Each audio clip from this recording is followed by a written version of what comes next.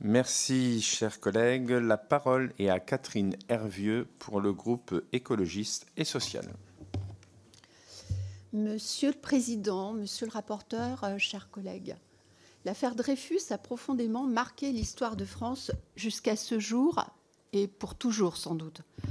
La reconnaissance morale, politique et symbolique de l'erreur d'État, au-delà du judiciaire, s'est construite progressivement tout au long du XXe siècle.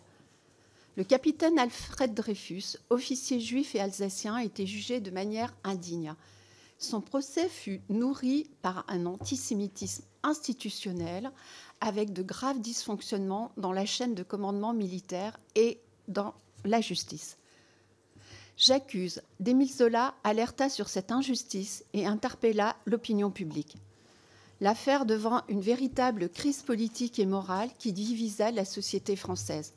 Deux visions s'opposèrent, l'une fondée sur le droit et la justice, l'autre sur la défense d'un ordre établi fondé sur la hiérarchie et une nation empreinte d'antisémitisme, relayée par des nationalistes, des pans de l'Église catholique et des politiques de tous bords. L'affaire Dreyfus est devenue un mythe fondateur de la conscience républicaine française. Elle manifeste la naissance d'un engagement intellectuel et politique fondé sur la défense des droits fondamentaux, le refus de l'arbitraire et le combat contre les discriminations. Elle révèle également le rôle que peuvent jouer les institutions dans la fabrication ou la réparation des injustices. Plus d'un siècle après, cette proposition de loi s'inscrit dans une démarche mémorielle. Elle intervient à un moment où les actes antisémites connaissent une recrudescence préoccupante. Elle nous rappelle les combats toujours à mener pour la justice et contre les discriminations. Cette mémoire est un outil de vigilance démocratique et cette proposition de loi y contribue.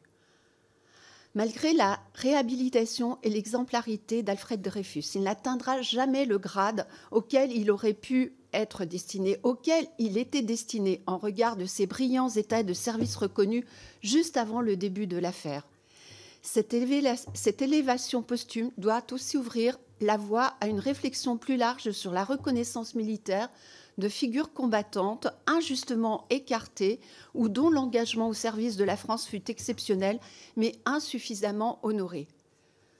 Le groupe écologiste et social soutient pleinement cette proposition reconnaissant à Alfred Dreyfus le grade de général de brigade. Honorer Alfred Dreyfus, c'est aussi affirmer une République qui regarde son histoire en face, déterminée à ne pas répéter aveuglément les erreurs du passé. Je vous remercie.